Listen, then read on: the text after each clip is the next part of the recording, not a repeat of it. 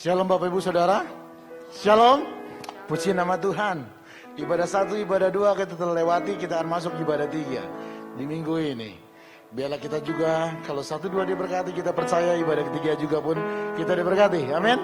Dan yang lebih hebat kelihatan saja, yang lebih kelihatan aja, kalau kita sampai hari ini bisa datang ke gereja dengan tubuh yang sehat, itu adalah berkat yang luar biasa. Amin.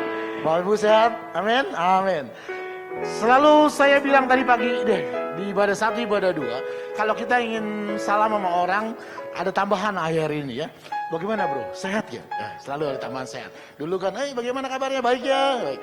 Sekarang lebih ada tambahan lagi, sehat pun ya. Ya. Kita percaya hari-hari yang kita lewati bersama Tuhan adalah hari yang diberkati, kita diberikan kesehatan. Saya jemput kita bangkit berdiri sama-sama Bapak Ibu Saudara. Kalau masih bisa berdiri, itu adalah tanda-tandanya sehat. Amin. Kalau masih bisa melompat, itu adalah tanda-tandanya sehat. Kalau masih kita bisa bertepuk tangan, itu adalah tanda-tandanya kita masih sehat. Amin. Yang telah diberkati Tuhan, berikan kemuliaan. Haleluya. Mari kita angkat pujian. Aku ingin bersuka. Kapan? Saat ini. Kapan? Saat ini. Bersuka dalam hadirat Tuhan. Haleluya. Mari kita angkat pujian, bersuka.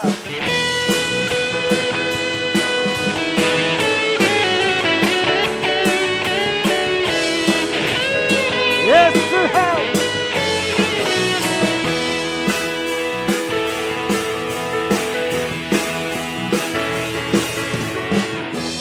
Hari ini, hari yang telah dijadikan Tuhan. Mari kita bersuka. Hari ini, hari ini, hari yang telah dijadikan Tuhan. Mari kita bersuka dalam Tuhan, bersuka dalam Tuhan. Haleluya. Bersuka, bersuka dalam Tuhan. Mari bersuka, bersuka kita. Bersuka, bersuka dalam Tuhan. Bersuka, bersuka kita. Terima kasih Bapa. Hari ini, hari yang telah dijadikan Tuhan. Mari kita hari ini, dijadikan Tuhan. Mari kita haleluya dalam Tuhan, dalam Tuhan. Haleluya.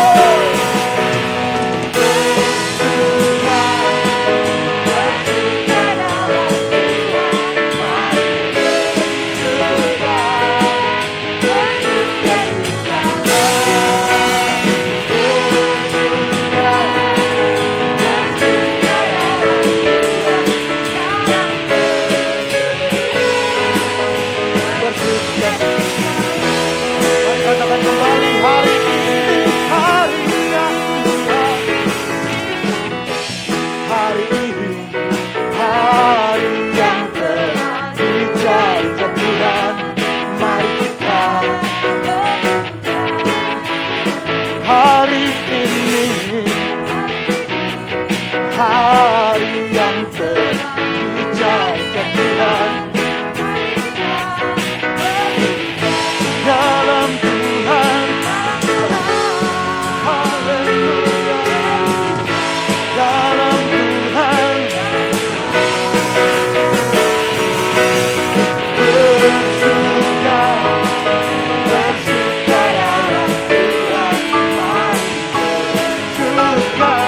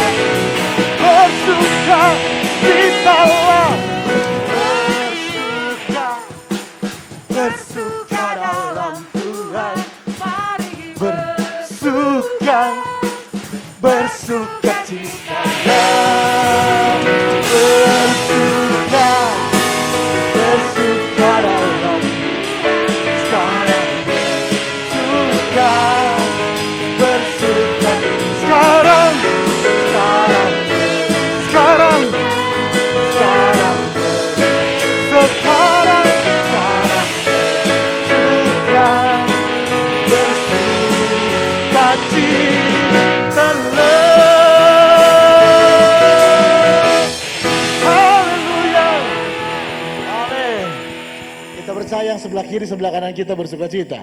Tengok sebelah kiri, berikan salam yang terbaik. Wow. Puji nama Tuhan. Silakan duduk kembali Bapak Ibu Saudara. Amin. Sebentar kita akan menyanyikan suatu pujian. Saya kemarin ada rencana mau lihat nih waktu nyipta ini gimana sih gitu ya. Saya itu bagus gitu ya. Saya kebayang ya, kalau kita mengalami namanya masalah, mengalami apapun itu bentuknya yang membuat kita kering gitu ya. Tapi pujian ini berkata, semua itu karena waktunya Tuhan. Bapak Ibu, saya sekarang kita pernah tahu ya, bahwa COVID itu bukan lagi dari ring yang jauh. Kadang-kadang sudah ringnya sudah dekat sama kita. Bukan saudara kita yang tiba-tiba kena COVID dan dipanggil Tuhan. Kadang saya juga gak ngerti kenapa ini. Tapi lagi-lagi Tuhan bilang nih waktunya tuh. Bapak Ibu, saya percaya bahwa setiap pribadi kita mungkin mengalami masalah. Apapun itu. Tapi waktu pujian ini diciptakan, saya percaya ini adalah pujian di mana kita berharap pada Tuhan. Karena waktu Tuhan adalah yang terbaik. Mari kita angkat pujian ini. Terima kasih Bapa.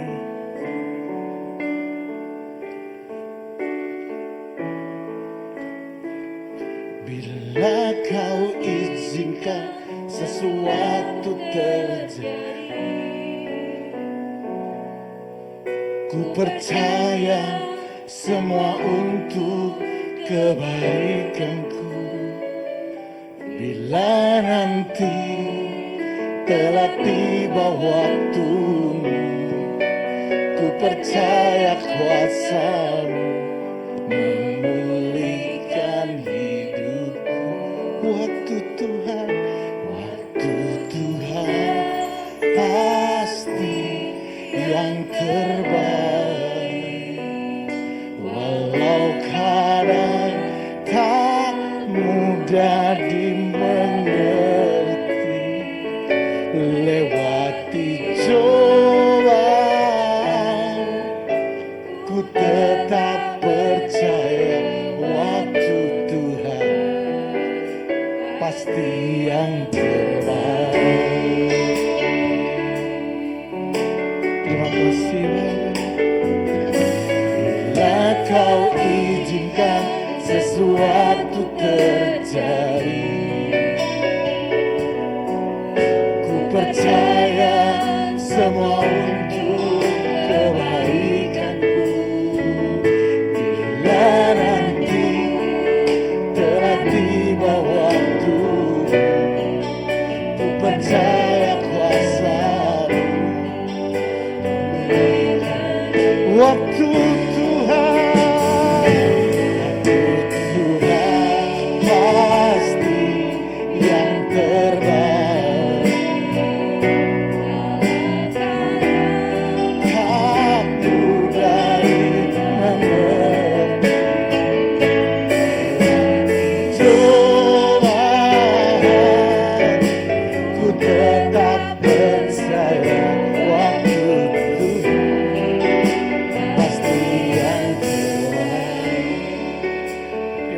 Bapa, mampukan kami.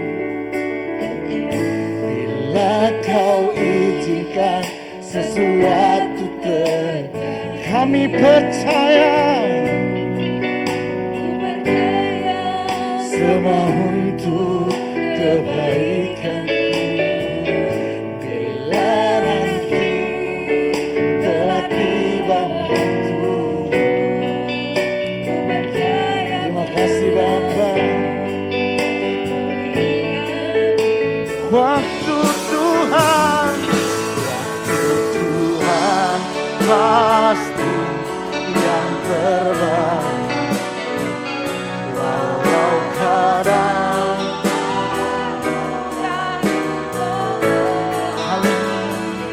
lewat cobaan, ku tetap percaya waktu Tuhan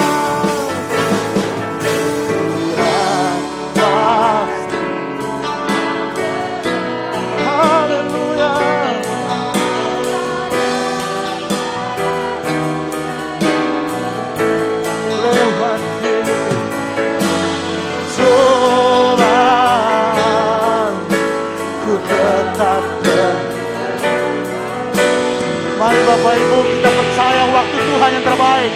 Saya undang kita bangkit berdiri. Katakan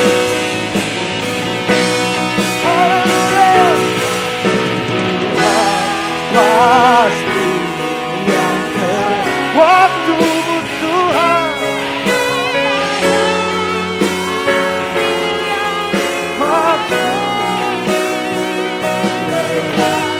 coba ku tetap percaya waktu Tuhan waktu Tuhan pasti yang terbaik.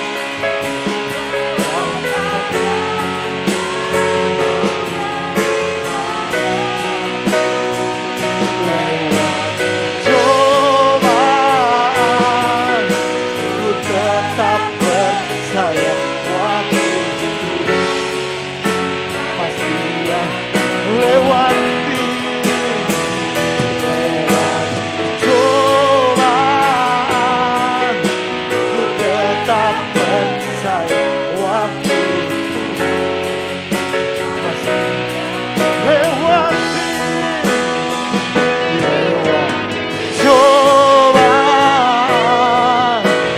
Tetap waktu Tuhan pasti yang terbaik,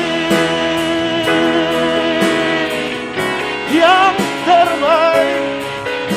Waktu Tuhan yang terbaik, Tuhan. Waktu Tuhan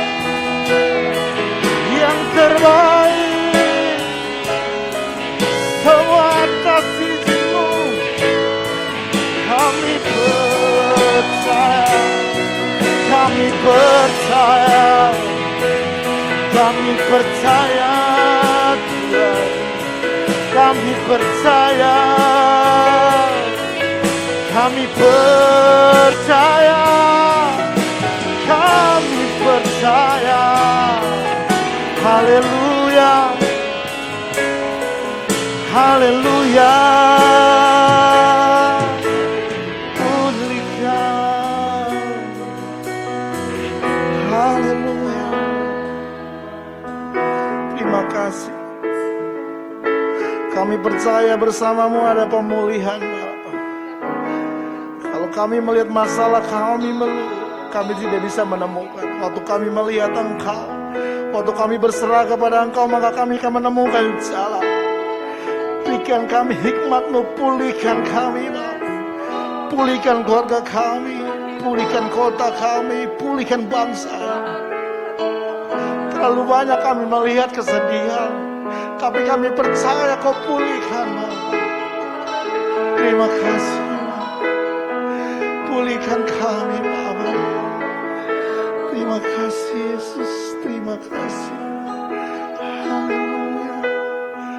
Di tengah-tengah kemerdekaan bangsa ini, kami minta bersyukur Kau masih ada bangsa kami, Bapa. Terima kasih, Bapa. Terima kasih Yesus. Tuhan pulihkan, Bapa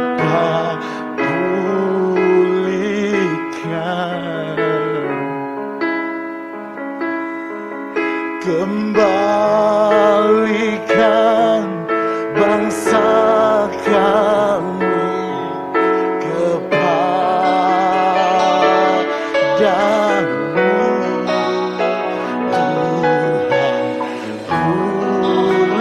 pulihkan, ampunilah bangsa kami.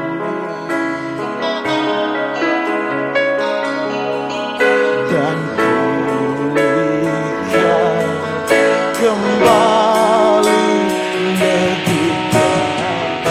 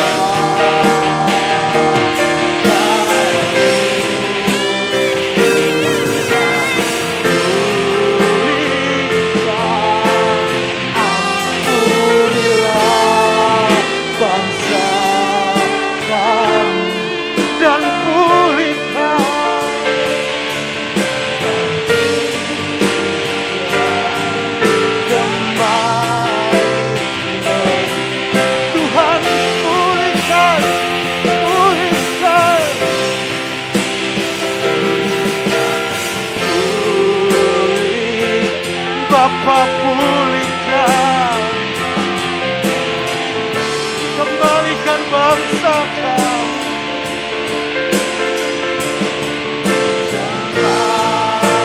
Kembalikan bangsa kami.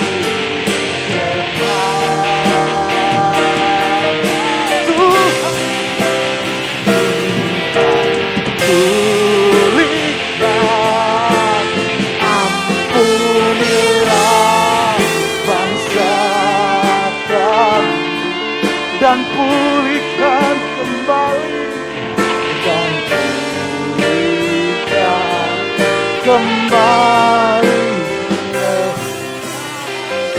Mari kita ingin memberkati bangsa kita, katakan kembali. Tuhan,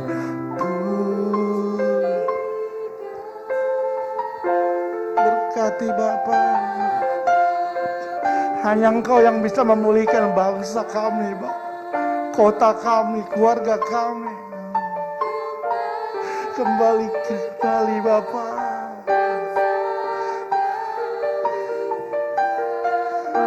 Ya Bapa, pulihkan.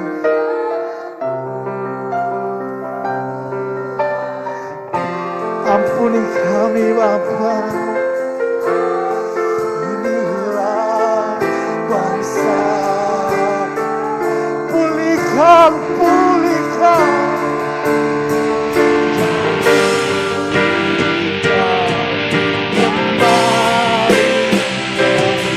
Mari kita berikan sorak-sorai untuk Tuhan kita.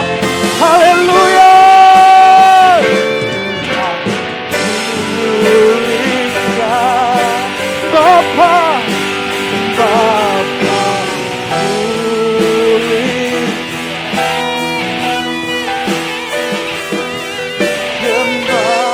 Kembalikan bangsa kami kepadamu.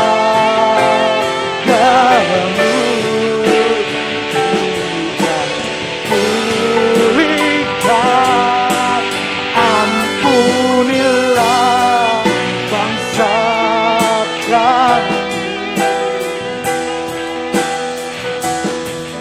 dan pulihkan kembali negeri kami, dan pulihkan kembali, dan pulihkan kembali. Sekali lagi kita katakan, Tuhan pulihkan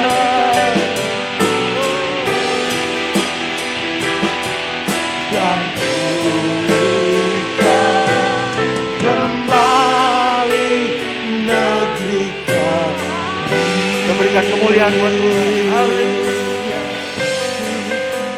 Terima kasih Bapak, di dalam nama Yesus Kristus kami berdoa dan kami mengucap syukur. Yang siap diberkati Tuhan sama-sama kita katakan. Amin. Silakan duduk Bapak Ibu Saudara sekalian.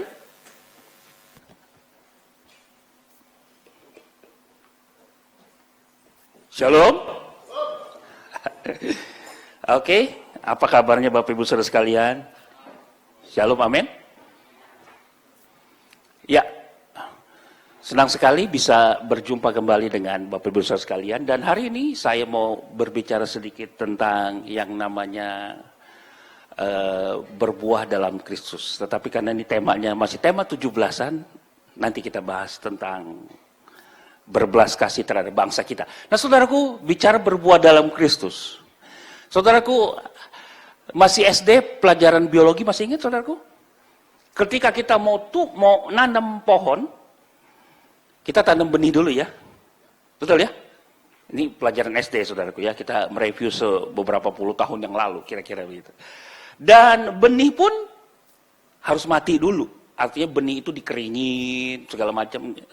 Jarang yang bisa langsung tumbuh, jarang. Biasanya harus dimatiin dulu benihnya. Dan kemudian setelah tumbuh pun harus dijaga. Betul nggak? Betul nggak Bapak Ibu? Ya artinya kalau dia tumbuh biasa ya tumbuh sih, teman kan liar. Jadi kalau begitu tumbuh, kemudian dijaga sampai dia besar. Dan sesudah besar, baru berbuah. Betul? Betul ya Bapak Ibu ya? Nah setelah berbuah, pertanyaannya begini. Buahnya bagus atau enggak? Buahnya asam atau manis? Buahnya pahit atau nggak ada rasanya? Ada kan yang mungkin mangga nggak ada rasanya. Ayo, pertanyaannya buat kita, mau bertumbuh yang model seperti apa kita? Lalu, paham ya Bapak Ibu ya? Mulai dari benih, kita diajar, terus kemudian kita bertumbuh. Nah bertumbuh pun kita jagain nih. Nah setelah bertumbuh, kemudian dia berbuah lebat. Nah pertanyaan setelah berbuah, jadi apa? Nah Bapak Ibu bisa menikmati buah saya, dalam tanda kutip, ya. Bapak Ibu bisa menikmati buah Pak Yakub. Bapak Ibu, saya bisa menikmati buah Bapak Ibu dari apa? Buah roh. Betul? Kasih, sukacita, dan seterusnya, dan seterusnya. Ya, saya bisa menikmati yang namanya pohon mangga ketika saya bilang, oh pohon mangga ini enak. Karena manis dan dagingnya tebal, dipotong mantap. Atau saya lihat durian Musang King misalnya, the best in the world katanya begitu. Betul-betul, bijinya kecil, dagingnya banyak, manisnya luar biasa. Setelah saya coba. Nah saudaraku dalam kehidupan sehari-hari sama. Betul? Bertumbuh dalam Kristus, berbuah dalam Kristus, apanya yang berbuah? Buat pertanyaan buat kita hari ini. Cuma sekedar tumbuh? No. Oke? Hari ini kita lihat. Belas kasihmu, belas kasihku atas bangsaku. Ya, kan ini edisi 17-an saudaraku ya. Jadi masker saya pun masker merah putih. Ini dibagi saudaraku ya. Nah, saudaraku, pertanyaan yang menarik begini. Kalau kita, katakanlah kita hidup di zaman Belanda atau kita hidup di zaman Jepang. Ya, kemudian Tuhan berfirman buat kita begini. Kita lagi dijajah nih sama Belanda. Ya, Tuhan bilang gini, usahakanlah kesejahteraan kota, kemana kamu aku buang. Atau bahasa ini, kemana kamu lagi dijajah, usahakan berdoa. Dan berdoa untuk kota itu kepada Tuhan, sebab kesejahteraannya adalah kesejahteraanmu. Bapak Ibu nangkap gak? Kita lagi dijajah nih, ceritanya kita balik ke 80 tahun yang lalu misalnya. Kita lagi dijanji sama Belanda, Tuhan firman sama kita. Hei, kamu doain Belanda supaya Belanda makmur. Kira-kira begitu. Aneh nggak Bapak Ibu? Aneh nggak? Dalam terjemahan bahasa Indonesia sehari-hari lebih keren ya. Dibilang gini, bekerjalah untuk kesejahteraan kota-kota ke tempat di mana kamu aku buang. Berdoalah kepadaku untuk kepentingan kota itu. Sebab kalau kota itu makmur, kamu pun akan makmur. Waduh. Nah kan Bapak Ibu. Saudaraku, perikop Yeremia 29 ini berbicara tentang ketika bangsa Israel dijajah di Babel, dibuang ke Babel. 2 kali bangsa Israel mengalami mengalami perbudakan. Satu yang pertama di Mesir. Dan yang kedua Tuhan buang, izinkan di bangsa Israel di Babel. Berapa puluh tahun. Dan ketika lagi di Babel, lagi di pembuangan, Tuhan bilang begini, bekerjalah untuk kesejahteraan kota-kota tempat di mana kamu aku buang. Waduh, aneh nggak saudara? Karena kalau kota atau negeri itu makmur, kamu pun anak-anak makmur. Wow, keren. Saudaraku hari ini, kalau kita hidup di Tangerang di Indonesia, makmur ya? Ya walaupun ada gejolak-gejolak dikit itu biasalah, politik ya. Betul nggak? Pertanyaannya, udah berdoa belum buat bangsa kita? Amin? Nah saudaraku, bicara usahakan kesejahteraan atau bekerja, ya dalam terjemahan bahasa Indonesia, bekerjalah untuk kesejahteraan kota kemana tempat kamu aku buang. Artinya begini, saudaraku nggak pasif, nggak pasrah, nggak putus asa. Udahlah Tuhan ya udah begini ya udah, terima nasib aja. Enggak, Tuhan nggak mau begitu. Ya, Tuhan maunya begini. Maunya apa? Kita berusaha keras, kita mencari kesejahteraan, kita mengejar kesejahteraan kota. Walaupun mungkin hari ini kita lagi dalam kondisi yang nggak baik, tapi Tuhan ingetin kita, mari kita berusaha mengejar, mencari dan berdoa untuk kesejahteraan kota kita. Ya, hari ini kita juga lagunya apa? Pulihkan negeri kami. Ya, nggak ada yang tahu sampai kapan corona. Ya, bahkan nanti menurut prediksi katanya itu nanti akan hidup berdampingan dengan kita. Cuma jadi seperti flu biasa, karena flu influenza yang sekarang juga konon katanya dari flu Spanyol, yang pada saat itu lebih dahsyat korbannya, jutaan. Dan sekarang udah jadi flu biasa. Nah itu nggak bakal hilang, katanya gitu menurut prediksi. Ya, jadi saudaraku, ketika Tuhan bilang usahakan kesejahteraan, jangan pasif kita. Jangan putus asa. Yang kedua berdoa. Apa berdoa? Memohon. Ya, bersifat kepada Tuhan untuk kesejahteraan bangsa kita, untuk kesejahteraan kota kita. Amin. Edisi kemerdekaan kita. Ya, jadi kalau dibilang, tadi apa kaitannya sama berbuah? Saudaraku gini, ya, lagi-lagi saya bilang, saya bisa bilang pohon mangga itu baik, pohon mangga itu enak ketika saya mencicipi, dan orang lain akan lihat buah kita. Kenapa? Ketika kita berdoa buat bangsa kita, salah satunya ya, ketika kita tetap berdoa buat para pemimpin, bukan malah sebaliknya malah jadi provokator, penyebar hoax, penyebar apa lagi? Zamannya medsos sekarang, hati-hati saudaraku ya, hati-hati. Mungkin kita iseng bisa kena ITE saudaraku, repot ya. Nah saudaraku, tokoh-tokoh Alkitab yang membela negaranya atau membela bangsanya itu ada ya, dan luar biasa. Ada Esther, kemudian ada siapa lagi? Ya, nah hari ini kita lihat ada Musa, saudara. Ya, Musa, saudaraku, orang yang luar biasa. Ya, kenapa? Saudaraku pasti tahu ceritanya ya. Ini cerita sekolah minggu. Ketika Musa dibuang dan kemudian diangkat menjadi putra angkat sama putri Firaun. Saudaraku, selama puluhan tahun Musa digembleng dan dididik dengan luar biasa. Saudaraku, pendidikan di Mesir pada saat itu luar biasa. Bukan peradabannya bukan tinggi, tapi sangat tinggi, dan sampai sekarang pun masih terbukti Mesir itu luar biasa. Betul? Ya. Yang paling terkenal apa? Piramid peninggalannya, Sphinx, dan yang paling luar biasa apa? Mumi. Cara pembalseman mayat sampai mayat itu tidak bisa busuk, bukan tidak bisa busuk, artinya cukup lama lah, ya. Pengawetan mayat dan sebagainya. Kemudian teknologi pembangunan arsitek dan sebagainya. Mesir nomor 1. Ya. Bahkan menurut cerita pada waktu saya ke Israel, saudaraku, sampai ketika bikin terusan Suez pun, ya udah terusan Sueznya buat lu. Dan ternyata Mesir itu sampai sekarang jadi apa? Jadi miskin, saudara. Karena dengan sombongnya lagi waktu itu. Nah, Musa dididik dengan luar biasa. Dan ketika Tuhan panggil untuk membela bangsanya, ya, dia mungkin gini, dia dididik jadi menjadi katakanlah apa? Seperti putra mahkota lah kira-kira begitu. Tapi darah Israelnya nggak hilang. Sampai satu ketika dia lihat budak orang Israel disiksa, dia hajar dan ternyata sampai meninggal. Akhirnya Musa kabur dan selama 40 tahun kira-kira di tanah Midian, Tuhan panggil lagi nih Musa, suruh balik lagi ke Mesir, suruh bebasin bangsanya. Wah, luar biasa.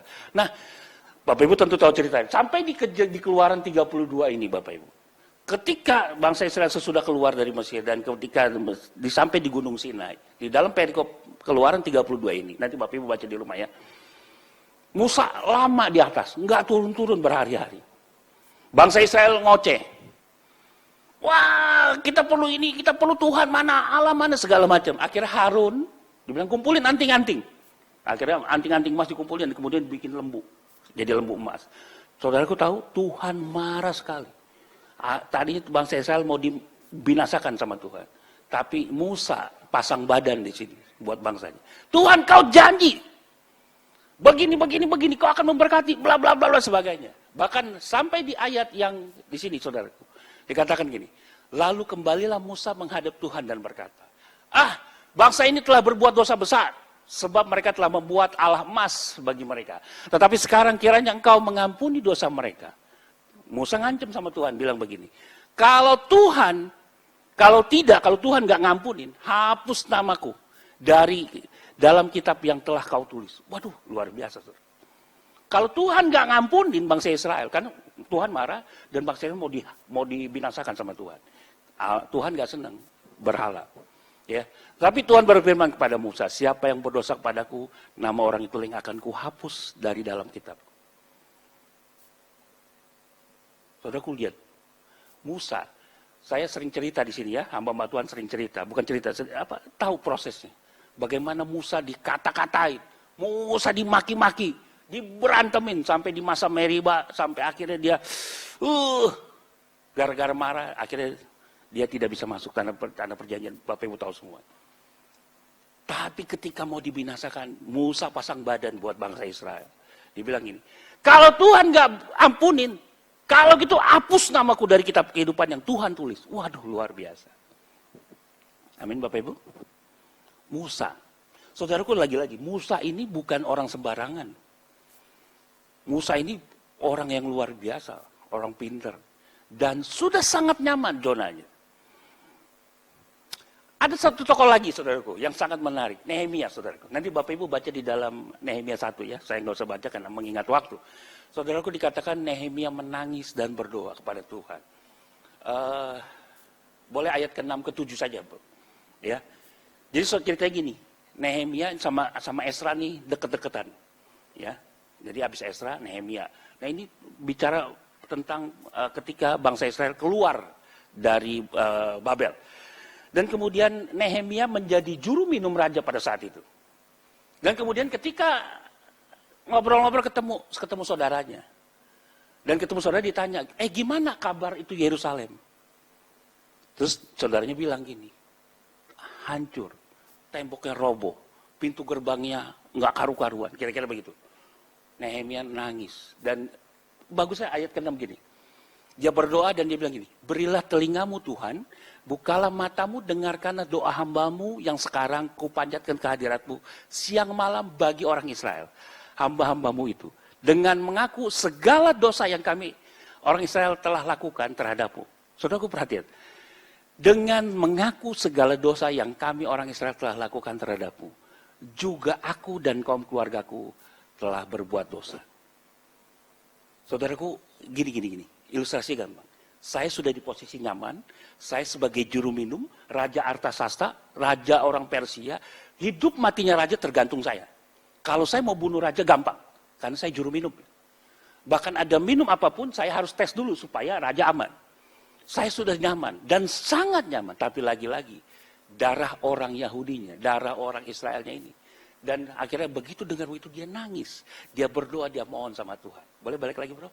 Nah saudaraku gini, dan kemudian dia bilang gini, Tuhan ampuni bangsaku, ampuni keluargaku. Wah keren. Betul gak Bapak Ibu? Nehemia nangis dan berdoa kepada Tuhan. Yang kerennya apa? Dia ngaku dosa bangsanya. Dan dia mengaku dosa keluarganya. Amin? Dan Nehemia minta pertolongan Tuhan. Lagi-lagi saudaraku, Musa bukan orang sembarangan. Saya berani katakan mungkin dia di atas dokter pendidikannya. S1, S2, S3, mungkin S4. Serius. Ya, saudaraku kalau belajar, wah ini luar biasa. Termasuk Nehemia pun. Sudah sangat nyaman. Tapi nggak begitu. Ketika didengar, tembok Yerusalem hancur. Saudaraku kenapa sih bicara tembok-tembok? Saudaraku merupakan benteng. Ya, jadi kalau sampai nggak ada tembok ya ini kota bisa direbut dengan mudah. Tapi ketika sama lah seperti tembok Cina didirikan ketika dijajah sama bangsa Mongol, sampai ribuan kilometer dibikin sampai ya mungkin jutaan orang yang mati. Ya itu karena melindungi saudara. Ya. Nah saudaraku kemudian di dalam Nehemia 2 pasal 2 dan selanjutnya saudaraku. Yang keren begini saudara. Yang menarik ini. Nehemia kemudian dia berdoa, dia minta ampun. Pasal 2 kemudian mukanya lagi cembetut nih. Ketika ketemu raja ditanya, Nehemia kenapa mukamu muram? Kata raja begitu. Ya raja, aku teringat bangsaku bla bla bla bla bla. Kalau gitu kamu. Nah saudaraku ketika dikasih izin, saudaraku orang Kristen perhatiin ya, bukan asal doa, bukan sembarang doa, bukan habis doa selesai, enggak. Ketika Nehemia dapat izin, dia nyusun strategi saudaraku. Menyusun rencana yang baik buat bagaimana membangun kembali tembok Yerusalem. Amin saudaraku, kalau Bapak Ibu hari-hari ini dalam masalah, berdoa, yes harus. Number one, yes, nomor 1. Tapi pertanyaannya, Bapak Ibu harus menyusun rencana apa yang mau dilakuin. Betul nggak? Bukan cuma doa doang Pak, salah Pak. Doa boleh, iya itu harus nomor 1. Tapi kemudian apa rencananya? Susun strategi. Nehemia pasal 2 kemudian Nehemia langsung menyusun rencana. Dan bahkan untuk mengintai temboknya dia harus menginap 3 hari 3 malam. Dan kemudian dia malam-malam dia keluar, dia panggil beberapa orang yang dipercaya, kemudian dia menyusun strategi. Wah keren sekali saudara. Ya, saudaraku ternyata Nehemia juga bukan seorang good planner, perencana yang baik. Dia juga seorang motivator. Kenapa Bapak Ibu? Bapak Ibu nanti baca ya. Dalam pasal berikutnya dikatakan begini, Kamu mau bangun tembok. Dikata-katain, saudara. Ah, kamu mau bikin tembok. Nanti ada anjing lompat pun, tuh roboh tembok. Digituin, saudara. Ada ayatnya, saudara. Tapi Nehemia jalan terus. Ya, kamu benerin gerbang ini, kamu benerin gerbang ini, kamu ini, kamu ini, kamu ini. Wah, luar biasa. Selama kerja, ini yang ngomong kacau. Ya, dia seorang motivator juga. Dan yang kerennya, dia bukannya mandor. Dia ikut bekerja, Bapak Ibu. Wah, keren ya. Amin, Bapak Ibu. Dia pendoa. Dia good planner. Perencana yang baik. Susun strategi. Dia nginep 3 hari 3 malam ketika udah sampai tiba. Dia nggak langsung, saudara. Dia nggak asal-asalan. Walaupun dia punya kuasa sebetulnya. Karena tadi raja sudah izinkan dan dapat surat stempel. Jadi dia mau kemana pun aman. Tapi nggak begitu, saudara. Nah, dari hal ini kita belajar. Dari 2 orang ini kita belajar, saudaraku. Bicara yang namanya tentang kesetiaan dan ketekunan. Tetap setia dan tetap tekun. Dan kemudian hidup dalam zona nyaman, tapi kita memikirkan bangsa kita. Ya saudaraku, mungkin hari ini juga mungkin kita zona nyaman. Udahlah, yang penting gini-gini, yang penting gua aman. Enggak juga, saudara. Kita harus mikirin bangsa kita gimana. Dan Nehemia dan Musa juga sama. Seorang pendoa yang luar biasa. Betul? Yang tadi kita baca, ya. Dan hebat, peduli, rela berkorban. Wah, Musa pasang badan. Kalau Tuhan gak ampunin, hapus namaku. Wah, keren sekali. Akhirnya Tuhan menyesal. Alkitab berkata Tuhan menyesal. Ya, dan kemudian apa? Fokus sama Tuhan. Saudaraku, ketika kita mau maju, pasti ada aja yang mencibir, ya? Betul nggak? Bapak Ibu mau nyokolin anak yang bagus, ya pasti ada yang mencibir kok. Walah, memang anaknya mampu. Walah, betul nggak? Mau ke gereja aja juga, so suci. Betul nggak? Mau beli lahan parkir aja, duit dari mana? Mau dibeli mana? Kan pasti aja. Saya nggak tahu. Mungkin ada aja yang begitu. Mungkin. Saudaraku dengar baik. Fokus aja sama Tuhan. Jalanin kerjaan aja bagian kita. Amin. Kita belajar hari ini. Bagaimana kita juga memikirkan kota kita, memikirkan bangsa kita. Kenapa? Karena kesejahteraan kota itulah yang membuat kita juga hidup makmur. Dari hari ini kita belajar Tuhan mengendalikan sejarah semua bangsa. Dan Tuhan mengasihi semua bangsa, termasuk bangsa Indonesia. Ya, ini ulang tahun yang ke-76. Ya, dapat medali emas, luar biasa. Ya, hadiahnya banyak. Pak Jokowi senang sekali. Ya, dapat 5,5 miliar. Belum dapat rumah, 3,5 miliar lagi. Belum dari sponsor, belum dapat cabang bakso cilok dan sebagainya dan sebagainya. Hadiahnya luar biasa. Auto miliarder. Hadiah dari Olimpiade kemarin. Nah, saudaraku, umat Tuhan juga harus memiliki belas kasih terhadap bangsa. Amin. Jadi begini, saudaraku, mari kita hari ini pesannya sederhana, bekerja untuk kesejahteraan kota tempat kita berada. Dan berdoa untuk kepentingan kota itu. Sebab kalau kota ini makmur, kalau bangsa Indonesia ini makmur, maka kita pun harusnya makmur. Amin? Belas kasihmu, belas kasihku untuk atas bangsaku. Nah, saudaraku, saya tutup dengan satu cerita. Ya, saya tutup dengan satu cerita. Ya. Boleh anak-anak musik silakan naik. Nah, saudaraku gini. Ada seorang anak sekolah minggu. Lagi ngobrol-ngobrol sama mamanya. Ya, ngobrol-ngobrol sama mamanya. Dan dia bilang begini. "Mah, kata guru sekolah minggu aku nih, Tuhan itu besar ya?" "Maksudnya, Dek?" "Iya, Tuhan itu besar ya, Mah." "Wah, bumi aja tuh mendalam segenggaman tangan Tuhan," katanya begitu. "Oh iya benar," kata mamanya. Namanya anak sekolah minggu, saudara. "Tapi Mah, kata guru sekolah minggu aku, Tuhan juga masuk di dalam hatiku." "Benar Mah?" "Benar." "Loh, kok bisa Mah? Gimana ceritanya?" "Tuhan yang besar, katanya besar. Langit segenggam tangan. Tapi kok bisa masuk dalam hati?" "Kalau gitu, Tuhan itu kayak gajah yang lagi nyumput di pohon, ya Maya," kata dia begitu.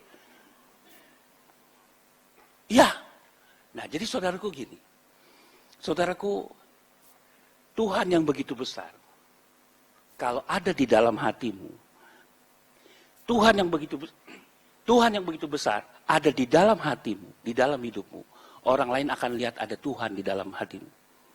Jadi ketika kau berkata, Kau berbuat baik, buah yang baik, buah yang baik, buah yang baik. Orang akan lihat apa? Itu pasti karena Tuhan. Nangkap Bapak Ibu? Nangkap Bapak Ibu? Ya, jadi saudaraku ingat baik. Kalau Tuhan ada di dalam hatimu, tidak ada yang tersembunyi di dalam hidupmu.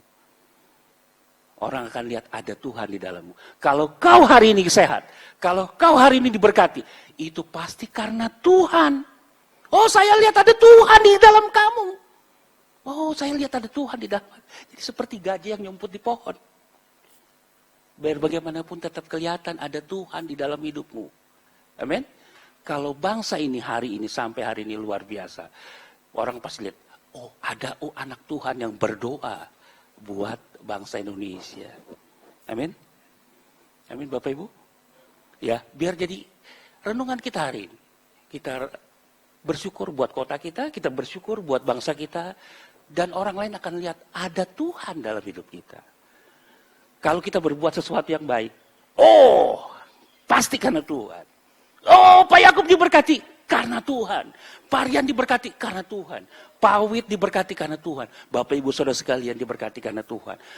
Ibu Ida baik sekali. Iya, karena ada Tuhan. Tuhan yang besar tidak bisa tersembunyi di dalam hati yang kecil gitu. Tuhan Yesus memberkati.